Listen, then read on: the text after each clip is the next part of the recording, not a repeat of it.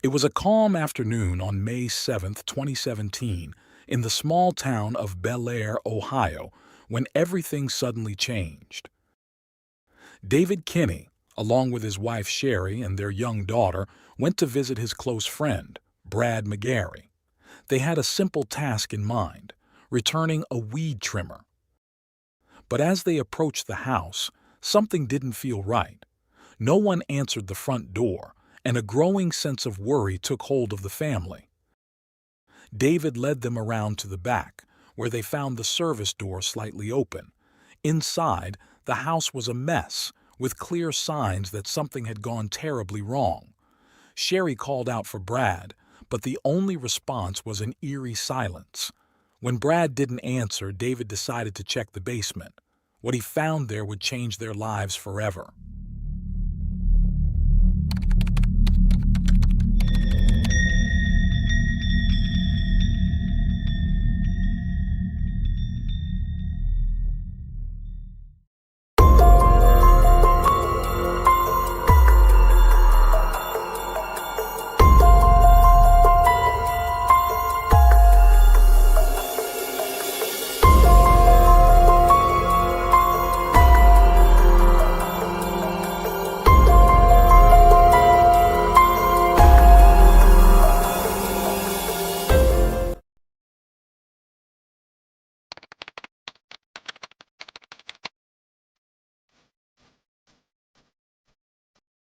David Kinney was a young man who led an ordinary life. As he reached the age of 21, his mother decided to throw a big celebration in his honor. Among the guests at this party was Sherry, a beautiful single mother who attended with her sons.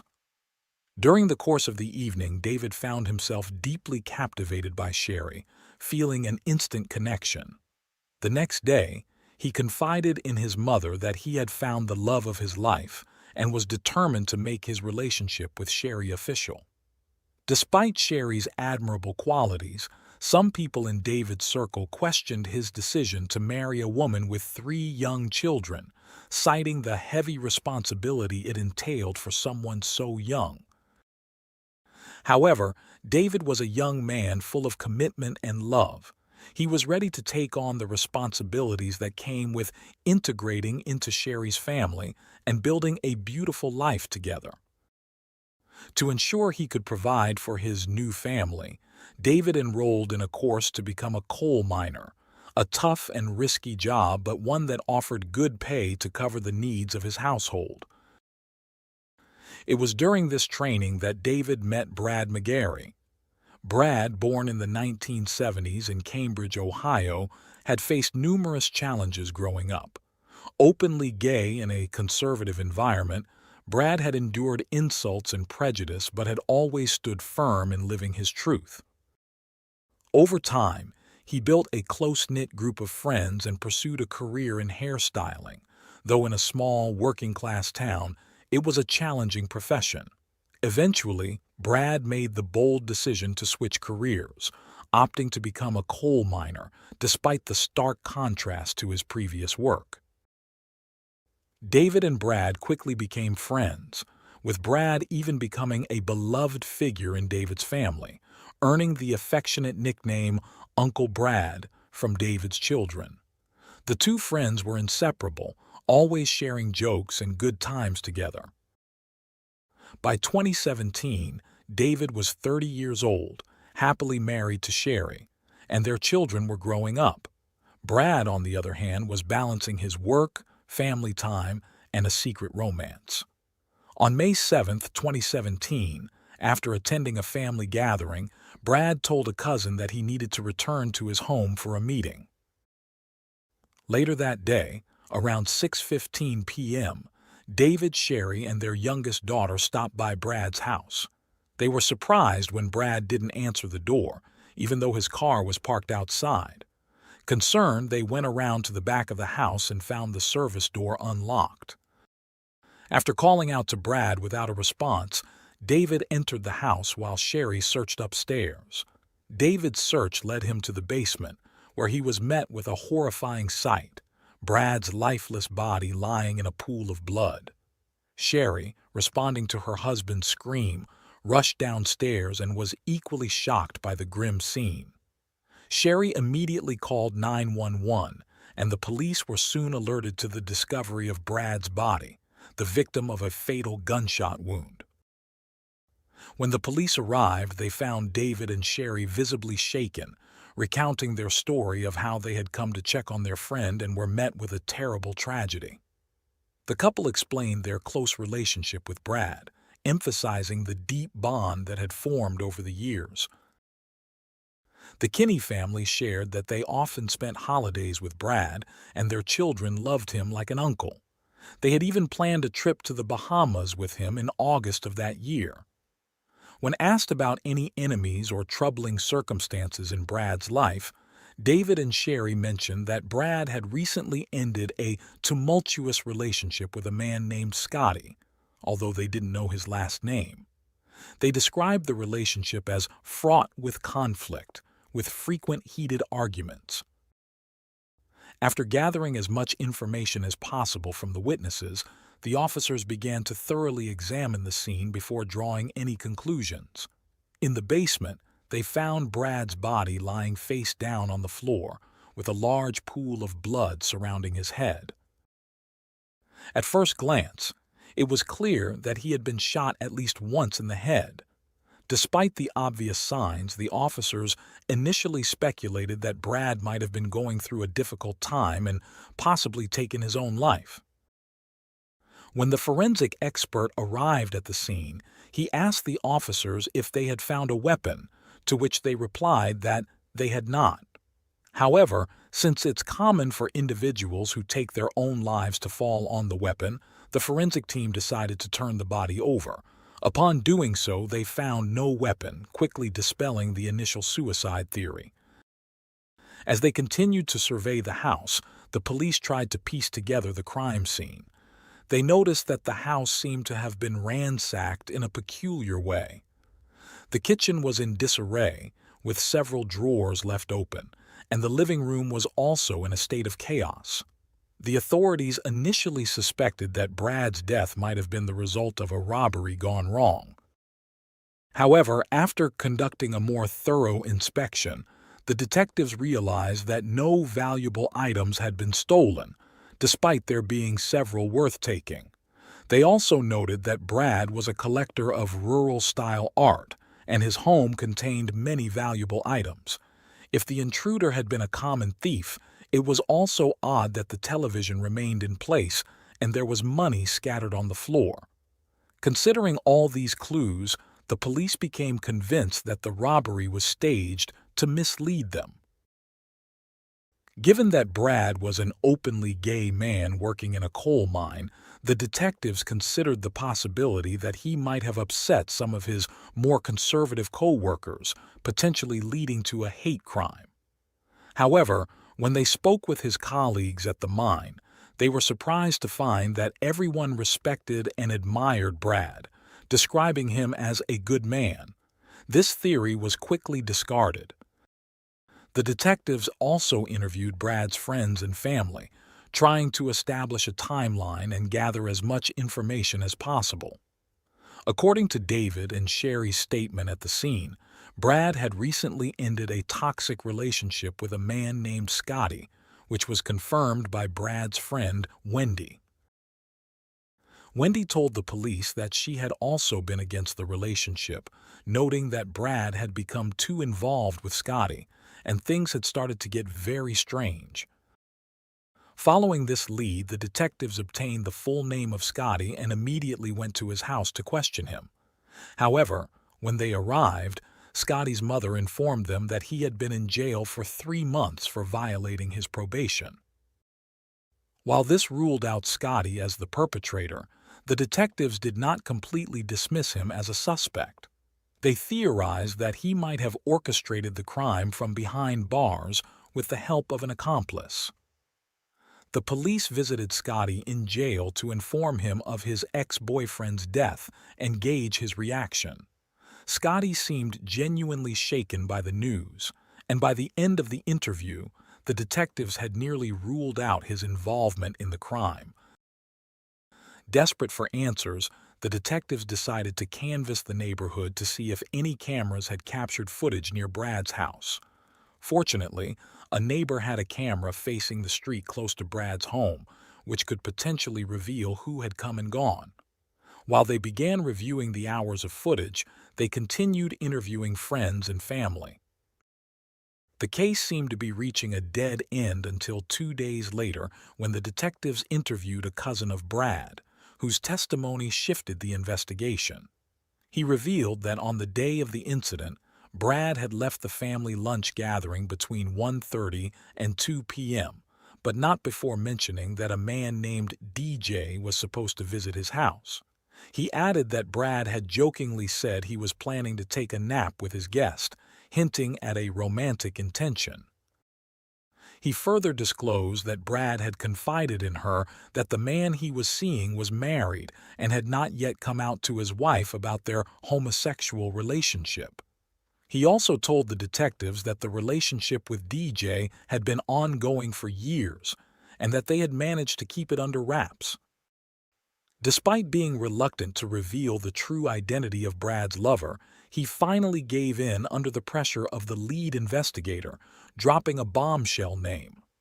The officer was stunned to hear that DJ was actually David, the very man who had discovered Brad's lifeless body. When asked if she was certain about her statements, he confirmed that David was indeed the only man Brad had ever mentioned to her. The detectives later commented that when they discovered DJ was David, the person who had found the body while visiting the house with his family, everything suddenly became clear. Up until that point, David had been viewed as a significant witness in the case, appearing genuinely shaken and grieving over his friend's death. This unexpected twist in the story, however, instantly turned him into the prime suspect. The detectives, under the guise of needing to retrieve photos from his phone related to the crime scene, convinced David to hand over his device. In reality, they were tracking his location during the time Brad was killed and searching for evidence that might confirm a relationship beyond mere friendship. When they reviewed the phone's location data, they discovered that David's phone had been at Brad's house at the time of the fatal shooting. Although David had deleted incriminating messages, a deeper forensic analysis uncovered text messages between him and Brad that confirmed their sexual relationship.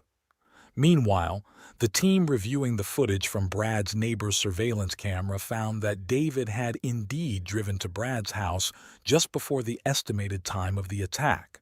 Notably, he had arrived in his wife's car, not his own. They documented the duration of his visit, noting that he left about 40 minutes later. The footage also captured David returning hours later in his truck, accompanied by his family, under the pretense of delivering a weed trimmer that Brad had supposedly requested. After compiling all this evidence, the police were confident they had enough to prove that David had been at Brad's house both before and during the time of his death. It was time to confront him with the truth. When the detectives presented David with the damning data retrieved from his phone, he admitted to being at the house but changed his story multiple times during the lengthy interrogation, offering up to 7 or 8 different versions of events. At one point, David claimed that a third, unidentified man had been in Brad's house, and after a heated argument, this unknown individual shot Brad. He insisted that the man had threatened him into silence before allowing him to leave. However, the detective made it clear that he didn't believe this story, prompting David to alter his account once again. When pressed to tell the truth, David eventually confessed to hiding his affair from his wife, Sherry, but insisted that it had only been going on for a few months, not years. He claimed that Brad had not been pressuring him to leave his wife and move in together, but had grown angry when David tried to end their romantic relationship that afternoon. David alleged that Brad had brandished a gun, waving it in his face, which terrified him. He said the argument escalated into a physical struggle, during which he managed to wrestle the gun away and shot Brad in the forehead, asserting that he had acted in self-defense. David also admitted to firing another shot at Brad while he was on the ground. The detectives quickly refuted this version of events, pointing out that the basic laws of physics made David's account impossible. The forensic analysis of Brad's body revealed that he had been shot twice, both times in the back of the head, indicating that the shooter had been standing behind him. When asked about the weapon, David claimed he had disposed of it while fleeing the scene. Law enforcement officers were seen combing the area in the days that followed, but the murder weapon was never recovered. Despite the missing weapon, the investigators were certain they had their man. Before taking David to jail, they allowed him to speak with his wife. The conversation between David and Sherry was closely observed by the detectives. David confessed to Sherry about the affair and expressed regret for not handling things differently, admitting that he couldn't undo what had been done. Sherry, shocked by the enormity of his revelation, was left speechless.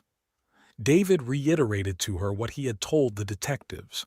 Sherry, through tears, asked him if he was mocking her with such an explanation and said she couldn't even bear to look at him. This conversation confirmed to the police that Sherry had no prior knowledge of the events that had transpired behind her back. On May 9th, David was arrested and charged with first-degree murder. Investigators hypothesized that Brad, frustrated with keeping their relationship a secret, had likely threatened to reveal the truth to Sherry, giving David the motive to kill his friend and maintain his double life. After several days in custody, David appeared in court for a marathon preliminary hearing held in mid-May 2017. There, he faced charges for the murder of Brad. He kept his gaze fixed on the floor as the investigating officers testified, and the prosecutors focused on the inconsistencies in the story he had told them. The police described how David had appeared visibly distraught at the scene of Brad's murder, experiencing physical discomfort, including trouble breathing and episodes of vomiting. He also recounted David's initial written statement, in which he claimed to be a simple friend who had gone to deliver a weed trimmer and had inadvertently discovered Brad's lifeless body in the basement. The lead investigator presented David's final statement, in which he confessed to shooting Brad in self-defense with a weapon that, despite exhaustive efforts, was never found.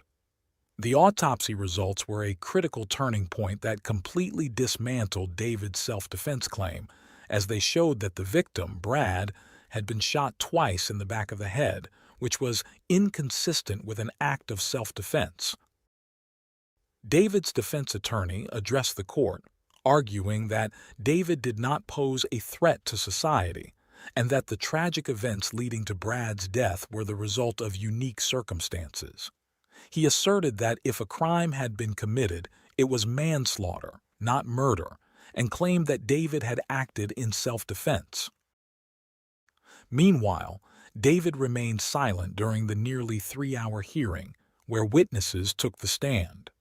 After reviewing all the evidence and testimonies, the judge found probable cause to send the case to the county court and set bail at $1 million. David's defense immediately requested a reduction in the bail amount, arguing that it was impossible for David to pay. However, the judge denied the request. Several weeks later, David's defense attorney filed more than a dozen motions during a hearing. Among these motions was another request to reduce David's bail. Numerous friends and family members of David attended the hearing to show their support. The lawyer asked that the bail be reduced to $250,000, an amount that the Kinney family could manage. He called several witnesses to the stand, including David's wife, his mother, his father-in-law, and his stepfather. All of them testified to David's good character, describing him as an honorable, hard-working, and responsible man, as well as a loving husband and father. Sherry testified that her husband had provided emotional and material support to their 3 children for the past 10 years, even though he was not their biological father. During cross-examination, Sherry was questioned about the events of May 7th, when David took her and their daughter to Brad's house. She said her husband told her they were going to return a weed trimmer. When asked by the judge if her husband had acted strangely that day, Sherry said she did not notice anything unusual at the house. She described how they arrived, knocked on the door, found the back door open, and entered the house, which appeared to have been ransacked, before David went to the basement and shouted for her to call 911. After hearing all the arguments, the judge concluded that the testimonies regarding David's character did not justify a reduction in bail. He based his decision on the fact that the defendant had taken his wife and daughter to a house where a dead body was present, under the pretense that he was just passing by and was unaware of what had happened. The judge added that David had blatantly lied to his wife and daughter. Later, David's trial began and lasted for a week. During the trial, the prosecution presented the evidence we've already discussed, such as the neighbor's surveillance video showing David arriving at Brad's house before the time of the crime and returning later with his family. The prosecution also showed police body cam footage that clearly demonstrated David had been lying from the start. One of the most striking pieces of testimony came from a forensic expert who discussed the DNA evidence found at the scene. The expert revealed that DNA from a used condom showed Brad's DNA on the outside and the DNA of an unknown male on the inside, but there was no trace of David's DNA. This revelation was controversial because it contradicted the accusations made by a detective who believed that David had decided Brad had to die to keep his secret and his family life intact. According to the detective, David had lured Brad with the promise of sex, killed him, and then covered up the crime as best he could. Meanwhile, the defense maintained that David had acted out of fear and in self-defense. Although the defense attorney admitted that David had not always told the truth and that some of his actions were odd, he reiterated that this did not make David a criminal. The prosecution countered that 2 bullets to the back of the head were not acts of self-defense, pointing out that Brad had been on his knees when he received the first shot to the upper part of his head and the second to the lower part of his skull.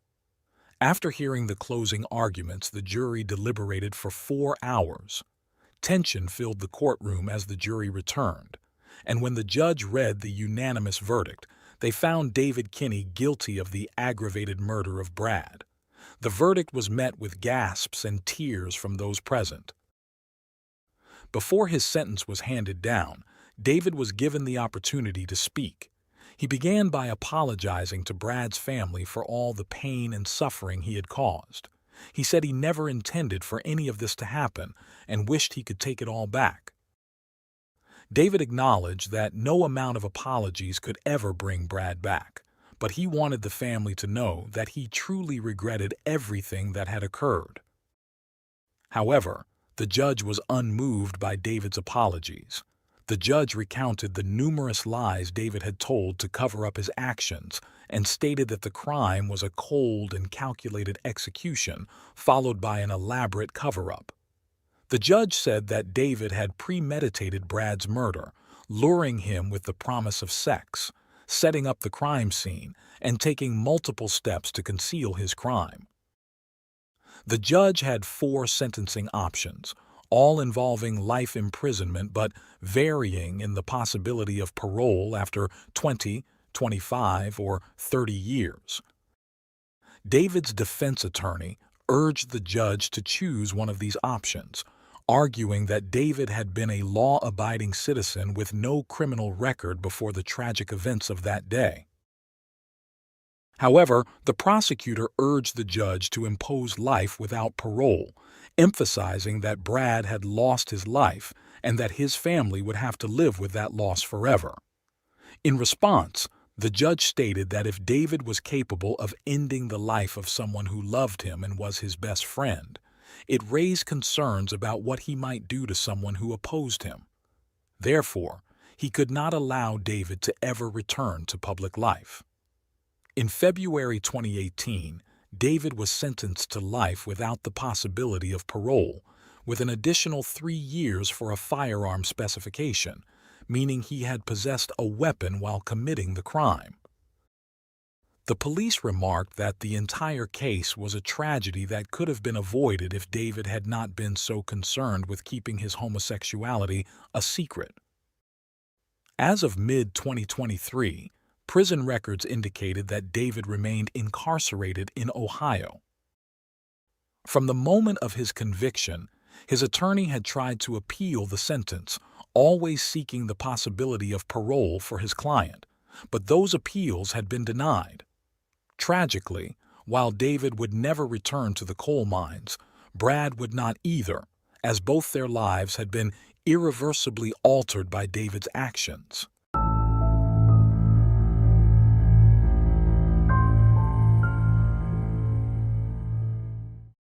Thanks for tuning in to Unreal True Crime. If you're intrigued by mysteries from around the world, check out our new channel, Latin Crimes, where we dive into the gripping true crime stories of Latin America. Don't miss out. Subscribe now for more thrilling investigations.